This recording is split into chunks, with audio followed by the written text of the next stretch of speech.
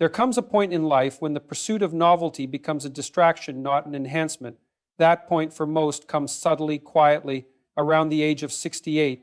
Now, this is not about ageism, nor is it an attack on vitality. It's a confrontation with reality. You must understand, travel, past a certain threshold, ceases to be exploration and becomes evasion. Evasion of responsibility, evasion of depth, evasion of the self. People assume that the more they experience, the wiser they become. That age by itself is a substitute for understanding. That travel, novelty, conversation, heartbreak, success, all these things, when collected like trinkets on a shelf, automatically produce insight. But they don't. Experience is not some currency that buys you wisdom just by spending time. It has to be metabolized, understood, broken down and folded into the structure of who you are. Without that process, experience becomes just another distraction, noise without signal. We are saturated with people who have lived long but not deeply, who've seen much but learned little, who boast about what they've done but tremble when asked what it meant, because there's a fundamental difference between doing something and allowing that something to reshape the architecture of your being. Experience demands interpretation. It demands that you stop and confront what happened, how it affected you, how it distorted your view of the world or clarified it. If you skip that, if you jump from event to event, you end up carrying layers of unprocessed experience that begin to rot from the inside out. Think of it like eating without digestion. You take in sensation after sensation, idea after idea, moment after moment, but without the internal machinery to process it, you become bloated with unexamined meaning. You're full but not nourished. Integration is painful because it forces a reckoning. You can no longer hide behind the surface of events. You have to look at your role in them, your reactions, your avoidances, your distortion. You have to admit that some of what you called experience was actually avoidance in disguise. Many people travel the world but have never once traveled inward. They collect landscapes but not lessons. They photograph monuments but forget the moments. They leave pieces of themselves in airports, hotels, relationships, without ever sitting still long enough to figure out why they keep moving, and then they wonder why they feel scattered, why meaning seems elusive, why they can't draw a straight line from who they were to who they are now. It's because nothing has been stitched together. Their timeline is fragmented. The self has no spine. Experience only becomes wisdom when it is mapped. When you sit down and say, what did this teach me? Not what it looked like, not what you told your friends, but what it actually did to your framework of belief, your identity, your vision of others. That level of honesty is rare because it threatens the ego's narratives. You might discover that you weren't a victim, but a participant, that you weren't brave, but reactive, that you didn't fall in love, you escaped into infatuation because you feared your own emptiness. Integration is the art of weaving the past into the present with precision. It means you don't just remember what happened, you recognize what it means. You see the patterns, the echoes, the decisions that became habits and the habits that became character. It also means you can release what no longer fits. You're not trapped by nostalgia or shame or confusion. You can sift through your life like an editor, refining the draft instead of just flipping through the pages and hoping it makes sense. Unintegrated experience hardens into ideology. People cling to their past pain as proof of how the world works. They say, I've seen too much to trust anyone. Or, life taught me to be cold. No, life offered you an event, you wrote the interpretation, and now you're mistaking that interpretation for truth. There's a difference between memory and meaning. You can remember something perfectly and still misunderstand it. You can recall every detail and still miss the point. That's what happens when you accumulate, but don't integrate. Integration takes time, which is why many avoid it. It's easier to keep moving, to stack new experiences on top of old ones, to drown the unanswered questions in novelty, but nothing is buried for long. The psyche has its own bookkeeping system.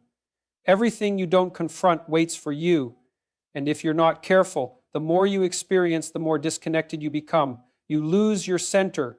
You become a mirror of whatever surrounds you, always adapting, always reacting, never anchored. That's not wisdom, that's fragmentation. To integrate, you must create a dialogue between who you were and who you are now. not to judge but to understand, not to punish but to align. You must look at your life like a mosaic, not a collection. Every broken piece must find its place. There is a deep confusion in modern life between motion and purpose. People are obsessed with being in transit, as if the velocity of their schedule somehow reflects the value of their existence. But movement is not meaning, it's just movement. You can change locations, jobs, relationships, identities, and still feel completely lost. Because motion doesn't heal, it distracts, it gives the illusion of progress without requiring transformation. In fact, movement often becomes the very mechanism by which people avoid meaning. They keep running not towards something, but away from something. Away from silence, from reflection, from responsibility, from their own internal landscape, which they fear might be empty, or worse, full of things they don't want to face. Our culture rewards movement. It claps for the one who travels the most, works the longest, fills every weekend with events. But it rarely asks, what is all this activity serving? What truth is it avoiding? What self is being buried under the noise of constant doing? There's a certain comfort in being busy. You don't have to think. You don't have to feel. You can hide your existential panic behind a packed calendar and call it ambition. But eventually, even your own body starts to revolt. Fatigue, anxiety, disconnection, the symptoms of a life that's always moving but never arriving. Stillness is threatening for those who've tied their worth to activity. Because when you stop moving, the voices you've suppressed begin to speak. The grief you never processed, the shame you've been ignoring, the quiet sense that you don't really know who you are because you've never stayed still long enough to find out. Movement is not inherently bad, but unexamined movement, compulsive, constant, directionless motion, is a form of spiritual sedation. It numbs, it soothes, it gives you something to focus on so you don't have to ask the harder questions. You can fly across the world and still be imprisoned by the same beliefs. You can climb mountains and still be crushed by the weight of unspoken trauma. You can fill every day with novelty and stimulation and still feel that gnawing sense of emptiness when you lie awake at night. Meaning is not found in the act of going, it's found in the act of becoming. And becoming requires stillness, reflection. It requires a kind of interior excavation that most people are too terrified to begin, because it threatens the stories they've built their lives around. We have confused external change with internal growth, but one does not guarantee the other. In fact, constant change can become the very barrier to growth. You can't build depth if you're always uprooting yourself. You can't form identity if you never stop to consolidate who you've been. Movement can give you stories, but not structure. It can offer you moments, but not meaning. Because meaning isn't found in the novelty of new places or new people. It's found in your relationship to what is already within you. And that relationship can only deepen when you stop and listen. There is a particular kind of courage required to stop. To say, I will no longer use motion as a mask.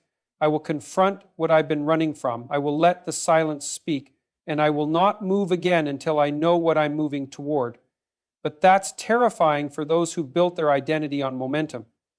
They feel that if they stop, they will collapse, that everything they've kept at bay, the doubts, the disappointments, the hollowness, will rush in like a flood. And they're not wrong. Stillness invites the flood, but only through that flood can the ground be cleared. You cannot find your purpose if you're always in motion, because purpose requires commitment, direction, boundaries, and those things only emerge when you sit with yourself long enough to decide what matters and why movement without purpose is a loop. It looks like life from the outside, but it's just repetition dressed up as discovery. You visit new places, but have the same conversations. You meet new people, but reenact the same dynamics. You change scenery, but not story. There's a discipline in staying, in choosing one thing and going deep in building something rather than chasing everything. It's not glamorous, it's not marketable, but it's where meaning starts to take root. You can't pour your life into something if your feet are always halfway out the door. You can't build intimacy if your heart is always packed in a carry-on. You can't cultivate meaning if your first instinct is to move the moment things become uncomfortable. True depth asks you to remain, to endure, to notice, to repeat, to refine. These are the slow, difficult processes that produce wisdom, Not the next flight, the next thrill, the next new beginning. The hunger for movement is often a hunger for distraction. But meaning, real meaning, is not something you stumble into. It's something you carve out, patiently, painfully, in stillness, with presence, and with a deep, enduring willingness to finally stop running. We spend most of our lives pretending death is far away. We fill our calendars, scroll our feeds, book flights, chase goals.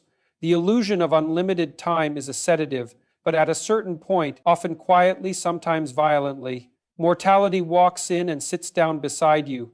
It doesn't ask for permission. It doesn't wait for you to be ready. It simply arrives, like a truth you've known but refused to say out loud. And once it arrives, the question becomes unavoidable. Where are you rooted? Mortality strips away the luxury of vagueness. It confronts you with precision. How have you lived? What do you stand on? What will remain when you are gone? And if the answer is unclear, the anxiety doesn't go away, it grows teeth. There's a reason elders were once considered sacred. Because age wasn't just seen as decline, it was a return to the core, the end of wandering, the phase of passing down, anchoring, solidifying. But in a culture addicted to motion, we've lost that sense of rootedness. When you approach the horizon of life, everything you've avoided starts to matter.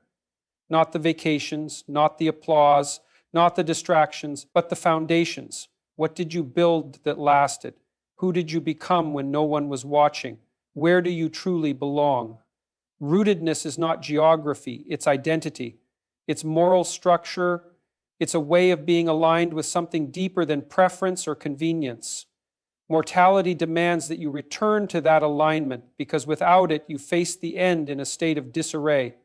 The modern person floats from role to role, place to place, relationship to relationship, fragmented, adaptable. But as the body begins to slow and the distractions thin out, that fragmentation becomes unbearable. You don't want to die scattered, you want to die whole. And wholeness requires roots. It requires reconciliation. It requires choosing what truly matters and letting go of everything else. The clock becomes a mirror. Every second is a reminder you no longer have time to be divided. Rootedness means facing your past, not just remembering it, but integrating it. Not justifying your failures, but understanding their cost. Not glossing over your betrayals, but owning them. You cannot die well if your life is full of unspoken apologies. It means returning to the people you love or once loved and speaking the words you've delayed. It means grounding yourself in the responsibilities you once tried to outrun. It means understanding that freedom without roots is just isolation dressed up as independence. There's a moment, often after 60, sometimes earlier, when the soul begins to ask quieter, deeper questions. They don't care about your resume. They don't care how many countries you've seen. They ask, are you prepared to leave something behind that isn't hollow? Because everything superficial gets burned away in the face of death. The ego loses its grip. The achievements lose their weight. What remains are the things that were planted, the things you cultivated slowly, painfully, intentionally, like truth, loyalty, integrity, presence. To be rooted is to belong to something that extends beyond your lifespan. It might be a family, it might be a tradition, it might be a cause, a craft, a principle, a spiritual lineage. Without it, the end feels like a vanishing act. With it, the end becomes a transition, not an erasure. Rootedness also demands place, not necessarily a fixed address, but a commitment to land, to environment, to familiarity. The soul, like the body, desires rhythm, seasons, a known sky. Movement disrupts that. You can't prepare for death if you're still packing bags. Mortality clarifies what home means. Not the aesthetics, not the decor, but the stability of place, the sense of return, the daily rituals that hold you when everything else feels uncertain. Death isn't fought with denial, it's met with structure, humility, and sacred repetition. A rooted life is a slow life. It's not about excitement, it's about meaning. It's not about breadth, it's about depth. The older you get, the more you realize that going everywhere means nothing if you are not from somewhere, if you do not stand for something. Rootedness also means limits. You can't do everything. You can't be everyone. You choose. You commit. And in doing so, you find peace. The peace of knowing you have honored your small plot of ground, whatever that means for you, with care and courage. Modern travel is a kind of worship. People seek new cities the way monks once sought deserts. They crave movement not for the sake of escape, but for the illusion of transcendence. The problem is not the desire to move. It's the belief that movement alone redeems. Airports have replaced temples, passports have become sacred texts. We measure aliveness not by the strength of our character, but by the number of stamps we've collected. But experience without transformation is just indulgence, and novelty is not the same as growth. People chase travel because they're terrified of stillness. In stillness, the truth shows up uninvited. In stillness, the mirror becomes unbearable. So instead, they flee from city to city, relationship to relationship, philosophy to philosophy, hoping distance will do what discipline would not. The soul doesn't care how many countries you've seen. It cares whether you've faced yourself, whether you've confronted your resentment, whether you've dealt with the wound that shaped your worldview. None of that requires a boarding pass.